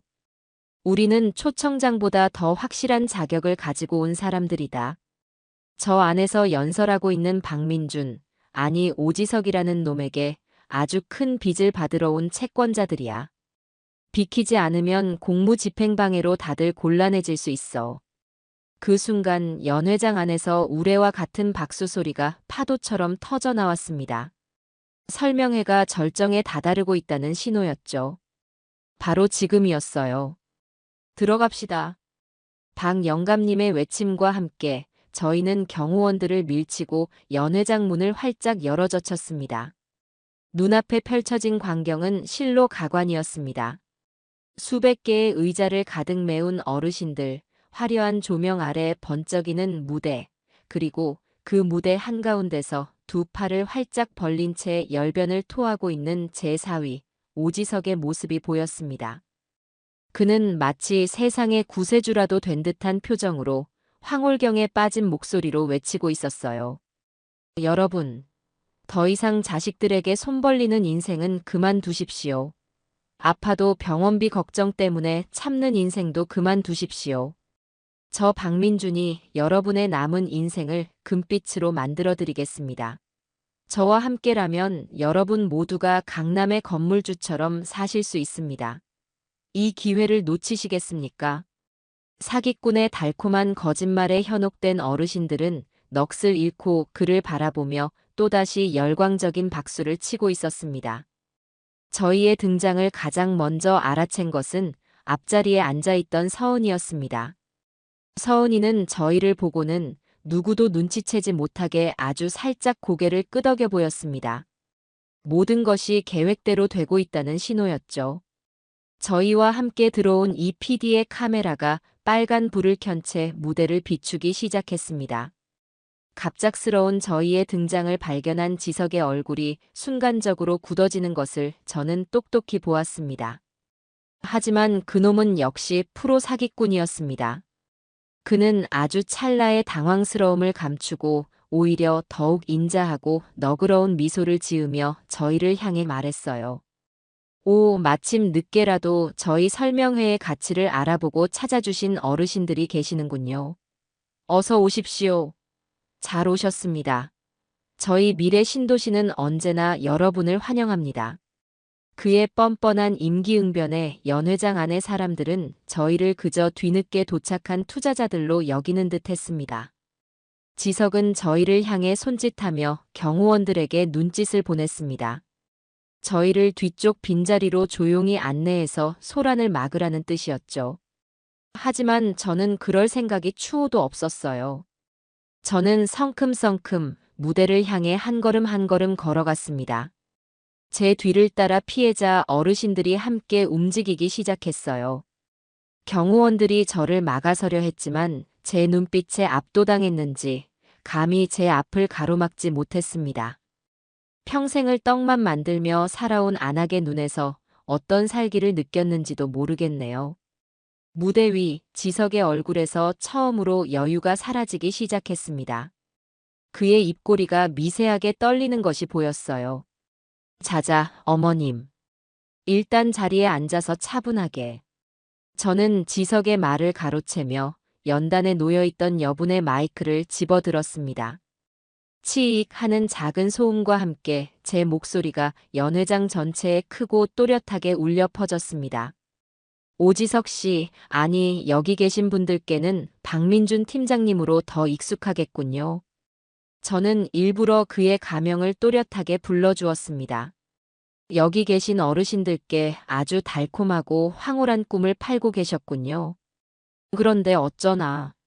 오늘 이 자리에서 그 꿈이 사실은 얼마나 끔찍하고 잔인한 악몽이었는지 제가 똑똑히 보여드려야 할 것 같은데 말입니다. 연회장이 술렁이기 시작했습니다. 사람들은 이게 대체 무슨 상황인지 어리둥절한 표정으로 저와 지석을 번갈아 쳐다봤습니다. 지석의 얼굴은 하얗게 질려 있었어요. 그는 애써 미소를 지으며 제게서 마이크를 빼앗으려 했습니다. 어머님, 갑자기 무슨 말씀을 하시는 겁니까? 농담이 좀 지나치시네요. 혹시 제게 개인적으로 서운한 게 있으셔서. 저는 그의 손을 차갑게 뿌리쳤습니다. 그리고는 무대 아래 저희와 함께 온 피해자, 어르신들을 향해 손짓하며 외쳤습니다. 제 평생의 모든 분노와 서름을 담아서요. 여러분, 저자의 저 위선적인 얼굴을 똑똑히 보십시오. 저자가 바로 여러분의 평생 모은 쌈짓돈을 달콤한 말로 꿰어 가로챈 인간의 탈을 쓴 악마입니다. 제 외침이 연회장의 화려한 공기를 가르는 순간 모든 것이 얼어붙는 듯 했어요. 지석의 얼굴에서는 거짓된 미소가 완전히 사라지고 당혹감과 분노가 뒤섞인 맨얼굴이 드러났습니다. 그는 다급하게 소리쳤죠. 저 할머니가 지금 무슨 소리를 하는 거야? 여러분, 저 할머니는 제 장모입니다. 저한테 개인적인 앙심을 품고 이 중요한 행사를 망치러 온 거란 말입니다. 여러분, 절대 저런 말에 속지 마십시오. 경호원들, 지금 당장 뭐 하는 거야? 저 할머니 안 끌어내고. 하지만 경호원들이 움직이기도 전에 무대 아래에 있던 피해자, 어르신들이 움직이기 시작했습니다. 가장 먼저 나선 것은 순자 할머니였어요. 할머니는 닷새마다 열리는 장에 나물 팔러 갈 때보다 더 꼿꼿한 허리로 연단 앞으로 걸어 나와 자신이 받았던 엉터리 계약서를 공중으로 치켜들었습니다. 그 주름진 손이 분노로 가늘게 떨리고 있었어요. 이놈아, 네가 나한테 이 종이 쪼가리를 주면서 평생 연금이 나온다고 했지. 내 연간 병원비까지 몽땅 털어가 놓고 이제 와서 앙심이라니. 하늘이 무섭지도 않으냐, 이놈. 그것을 시작으로 다른 어르신들이 하나둘씩 자리에서 일어나 자신의 피해 사실을 울부짖기 시작했습니다. 마치 약속이라도 한 것처럼 본물 터진 댐처럼 억눌렸던 울분이 터져나왔어요. 나는 자식들 몰래 모아둔 밥한 돈 3천만 원을 전부 날렸소. 이 사기꾼 놈아. 너 때문에 내가 자식들 얼굴도 못 보게 생겼다. 우리 할망구 무릎 수술해야 한다니까 그놈의 찜질기만 있으면 병원 갈 일 없다며. 그 말만 믿고 기다리다가 우리 할망구 병만 더 키웠다, 이놈아. 너 같은 놈은 사람도 아니야. 연회장은 순식간에 아수라장이 되었습니다. 뒤늦게 투자 설명회에 참석했던 어르신들은 이게 대체 무슨 상황인지, 누구 말을 믿어야 할지 몰라 혼란에 빠졌고 사방에서는 고성과 울음, 욕설이 뒤섞여 터져나왔습니다. 이 PD의 카메라는 그 모든 광경을 놓치지 않고 샅샅이 담아내고 있었어요. 어떤 어르신은 분을 참지 못하고 단상 위로 신발을 집어 던지기도 했습니다. 지석은 완전히 이성을 잃은 듯 했어요. 그는 마이크에 대고 고래고래 소리 질렀습니다. 조작이야. 전부 저 할망구가 돈 주고 사람들을 매수해서 꾸며낸 거짓말이라고. 저 사람들이 단체로 치매에 걸린 게 틀림없어. 여러분, 제 말을 믿으셔야 합니다. 저는 여러분을 부자로 만들어드릴 사람입니다. 저들을 보세요. 가난하고 무지한 노인들 아닙니까? 저런 사람들의 말을 믿으시겠습니까? 아니면 성공한 사업가인 제 말을 믿으시겠습니까? 그의 발악은 처절했지만 이미 기울어진 판세를 되돌리기에는 역부족이었죠. 하지만 결정적인 한 방이 필요했습니다. 그놈이 더 이상 발뺌할 수 없는 명백하고도 잔인한 증거 말이에요. 바로 그때였습니다. 모두의 시선이 무대에 쏠려 있는 사이 객석 맨 앞자리에 조용히 앉아있던 제 딸 서은이가 자리에서 일어났습니다. 서은이는 한치의 망설임도 없이 또박또박 무대를 향해 걸어 올라왔어요. 연회장의 모든 소음이 순간적으로 멎었습니다. 아내의 등장에 지석은 잠시 희망을 품는 듯한 표정을 지었습니다. 자신의 유일한 탈출구, 자신의 완벽한 방패가 나타났다고 생각했겠죠. 서은아, 잘 왔다. 어서 이 사람들에게 말해줘. 내가 어떤 사람인지, 이 모든 게 오해라고 어서. 당신은 내 아내니까 내 결백을 알잖아. 지석은 서은이의 팔을 잡으려 했습니다. 하지만 서은이는 그 손을 벌레 보듯 차갑게 뿌리쳤어요. 그리고는 지석의 손에 들려있던 마이크를 빼앗아 들었습니다. 방금 전까지 사위를 고발하던 제 목소리와는 비교도 할 수 없는 차갑고 단단한 딸의 목소리가 연회장에 울려 퍼졌습니다. 여기 계신 모든 분들께 제 남편 오지석 씨를 대신해 사과드립니다. 그리고 제 어리석음에 대해서도 사죄드립니다. 저 역시 얼마 전까지 이 사람의 달콤한 거짓말에 속아 제 어머니를 원망했던 죄인입니다. 서은이는 고개를 숙였습니다. 그리고는 다시 마이크를 입에 가까이 대고 말했죠. 그 목소리는 얼음처럼 차가웠지만 이상하게도 슬프게 들렸답니다. 이 사람이 정말 어떤 사람인지 더 이상 긴 말은 하지 않겠습니다. 그냥 이 사람의 진짜 목소리를 여러분의 귀로 직접 확인시켜 드리겠습니다. 제가 사랑했던 이 남자가 뒤에서는 어떤 얼굴을 하고 있었는지 말입니다. 서은이는 자신의 핸드폰을 꺼내 스피커폰으로 설정한 뒤 마이크에 갖다 댔습니다. 잠시의 정적 후 연 회장의 최고급 스피커를 통해 너무나도 선명하고 적나라한 목소리가 울려 퍼지기 시작했어요. 아, 진짜 그 노친네만 없었으면 지금쯤 노인네들 쌈짓돈은 다 우리 건데 말이야. 아주 왼수야 왼수. 걱정 마. 우리 마누라는 아직도 내가 세상에서 제일 잘난 놈인 줄 알아. 내가 무슨 말을 해도 다 믿으니까 장모만 잘 구슬리면 떡집 담보 잡는 건 시간 문제야. 노인네들 등쳐먹는 건 식은 죽 먹기라니까. 순진하고 멍청해서 속이기가 얼마나 쉬운데. 크크크. 그것은 바로 지석이 공범과 통화하며 낄낄대던 바로 그 녹음 파일이었습니다.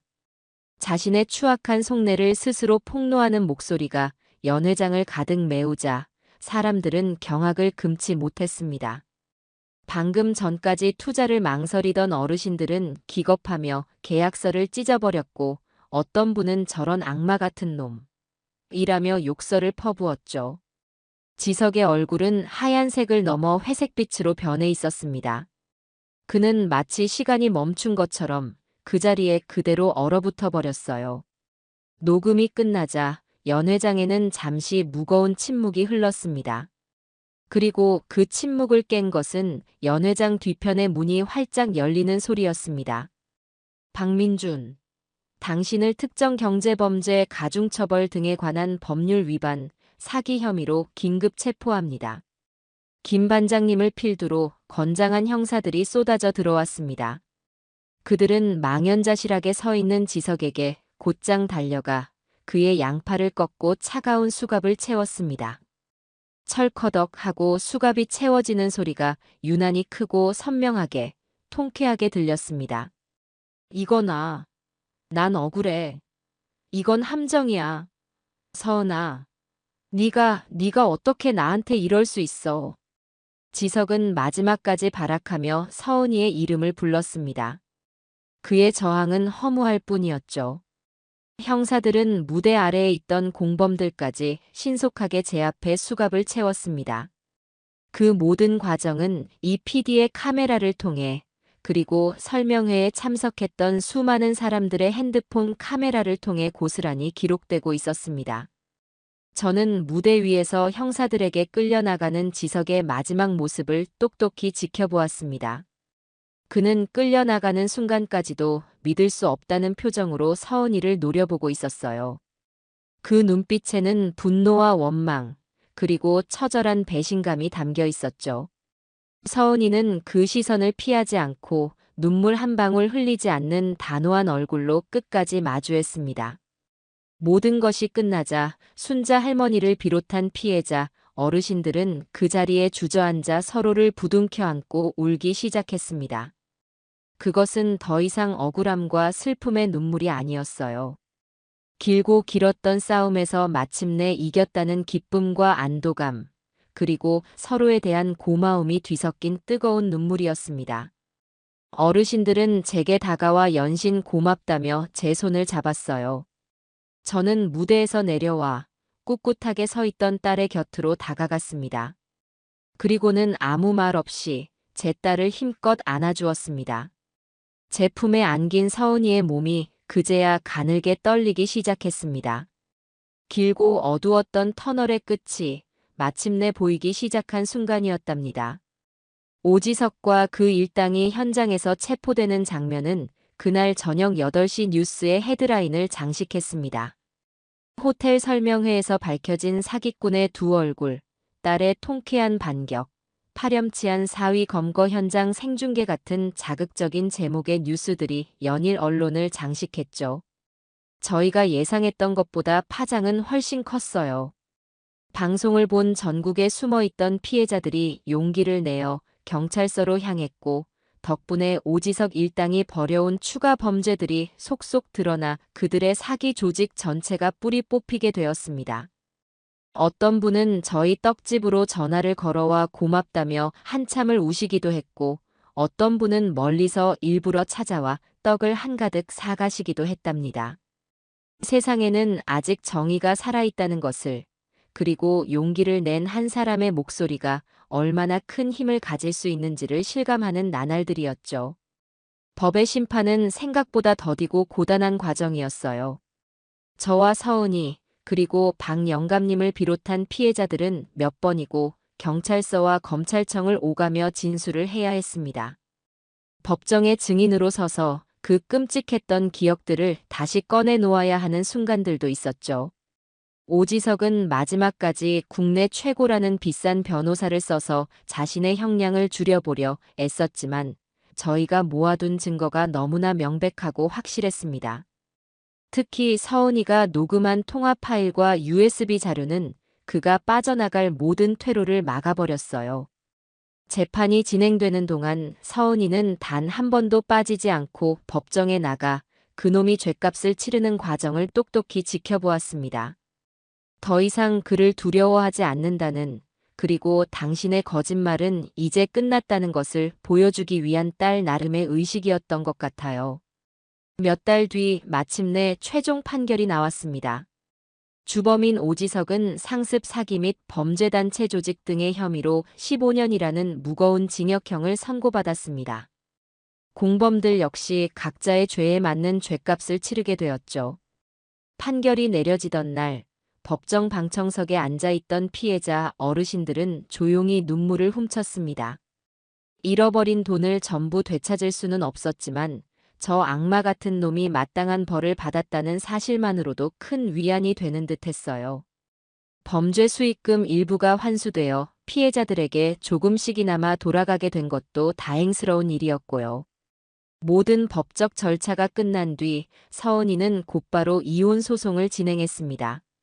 모든 것이 명백했기에 이혼은 일사천리로 마무리되었죠. 모든 것을 정리한 딸은 번쩍이던 신혼집에 짐을 싸서 다시 제 떡집의 작은 방으로 돌아왔습니다. 딸의 짐이라고 해봐야 옷 몇 가지와 책 몇 권이 전부였어요. 그 집을 채우고 있던 값비싼 가구와 가전제품들은 전부 피해자들의 돈으로 산 것이라며 단 하나도 가지고 오지 않았답니다. 엄마, 나 이제 여기서 엄마랑 같이 살래. 떡 만드는 거나 배우면서 엄마 가게 물려받을 준비해야지. 예전처럼 밝고 명랑한 모습은 아니었지만 한결 편안하고 단단해진 얼굴로 말하는 딸의 모습에 저는 가슴이 뭉클했습니다.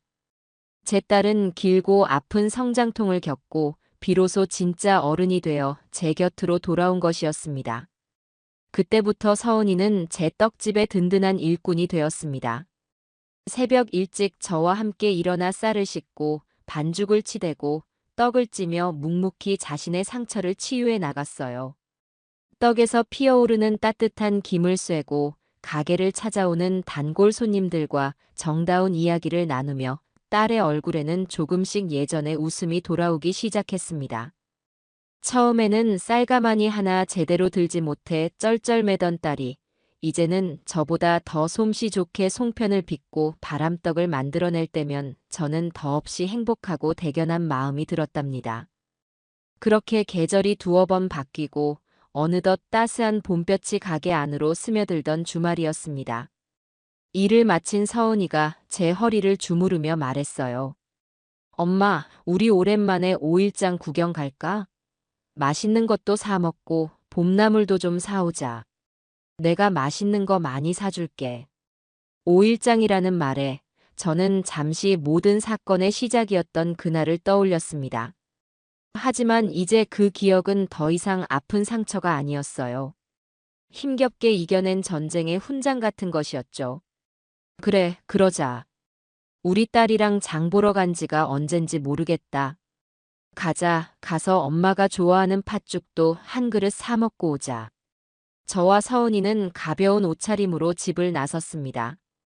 1년여 만에 다시 찾은 오일장은 여전히 활기차고 정겨웠습니다. 저희는 손을 꼭 잡고 튀김도 사 먹고 뻥튀기도 한 봉지 사서 나눠 먹으며 예전처럼 시장 구석구석을 누볐습니다.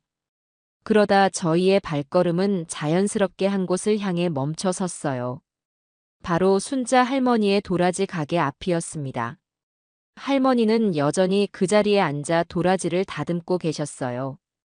지난번보다 얼굴의 혈색도 좋고 표정도 한결 밝아 보이셨습니다. 할머니는 저희를 발견하고는 한바구음을 지으며 자리에서 일어나셨습니다. 어이구, 떡집 아줌마랑 아가씨 왔네. 아이고, 내 은인들. 이리 와서 앉아, 어서. 할머니는 서은이의 손을 꼭 잡고는 연신 고맙다고 말했습니다. 아가씨 덕분에 그리고 아줌마 덕분에 내가 두 발 뻗고 잠을 자. 돈도 조금이나마 돌려받았고 무엇보다 저 나쁜 놈이 감옥에 갔다니 속이 다 시원해. 우리 같은 늙은이들 등쳐먹는 놈들은 아주 오랫동안 콩밥을 먹어야 해. 서은이는 쑥스러운 듯 웃으며 할머니의 손을 마주 잡았습니다. 아니에요, 할머니. 저희가 오히려 감사하죠. 할머니께서 용기 내주신 덕분에 저희도 힘을 낼 수 있었어요. 할머니, 이제는 아프지 마시고 건강하게 오래오래 장사하셔야 해요. 저는 그 모습을 흐뭇하게 바라보며 말했습니다. 할머니, 도라지 제일 좋은 놈으로 주세요.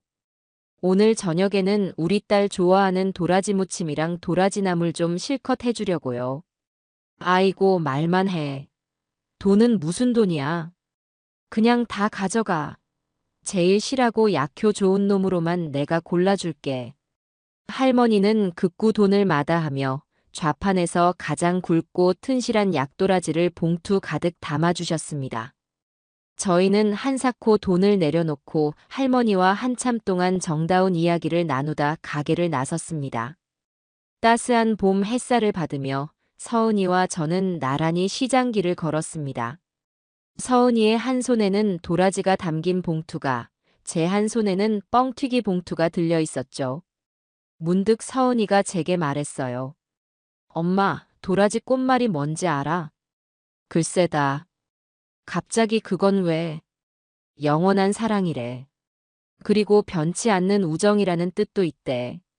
딸은 저를 보며 환하게 웃었습니다. 그 웃음은 예전의 철없던 웃음과는 다른 깊고 그윽한 향기를 품고 있었어요. 저는 그런 딸을 마주보며 함께 웃었습니다. 길고 험난한 폭풍이 지나간 뒤 저희 모녀는 서로가 서로에게 얼마나 소중한 존재인지 진정한 사랑과 믿음이 무엇인지를 깨닫게 되었습니다. 상처는 깨끗이 아물었고 그 자리에는 이전보다 훨씬 단단하고 견고한 신뢰가 뿌리내렸죠. 저희는 앞으로도 지금처럼 이 떡집에서 떡을 찌고 함께 장을 보고 서로를 보며 웃으며 살아갈 겁니다. 그렇게 평범하지만 소중한 일상을 지켜나가는 것, 그것이야말로 저희가 힘겨운 싸움 끝에 얻어낸 가장 값진 승리일 테니까요. 따스한 봄볕 아래 저와 제 딸의 새로운 인생이 다시, 그리고 진짜로 시작되고 있습니다.